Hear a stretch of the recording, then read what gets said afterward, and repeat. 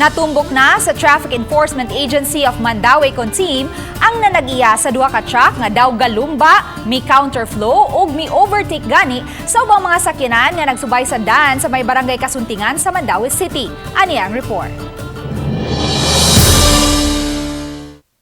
Kini ang video nga kuha sa dashcam sa usa ka netizen samtang gasubay sila sa daan sa barangay Kasuntingan ni adtong Oktubre 10, 8:42 sa gabi. Nasayod na niini si Edwin Anthony Humawas, Executive Director sa team, ug gani natumbok na sa iyang mga sakop kung kinsa ang nanag-iya sa mga truck nga gihulagway nilang galumba. Gitataw ni Humawas nga pasakaan nila og kaso ang driver sa truck nga nagpasagad lang sa pagpadagan. So ang sakyanan taga Bohol ang tag-iya pero naa din nagyarda sa wa pa mi kay bawg asa amo pang i-investigate yun kung asa yun. Samtang gitataw sa netizen nga dili kini unang higayon nga na sandwich ang usa ka sakyanan sa duha ka dagkong truck. Mihangyo lang siya nga dili ipaila apan mitataw nga sa miaging tuig napataliwad-an usab siya sa duha ka mga dagkong truck. Iyang gipahibaw nga nagsubay sila sa saktong lane ug may igong distansya gikan sa gisundan niyang SUV. May gikusgo na ilang dagan nga 50 ngadto sa 60 km/h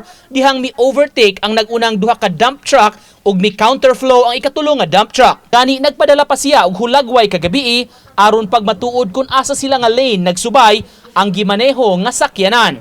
Konsultahon pa hinuon ni Humawas ang ilang legal counsel sa tukmang kaso nga ipasaka batok sa truck driver. So kuyaw gi kay sa ilang gibuhat mao tong kung ma-identify na namo o ma-adto kinahanglan manubag gi sila. Uban ni Godfrey Relien, Nico Sereno, Balitang Bisdak.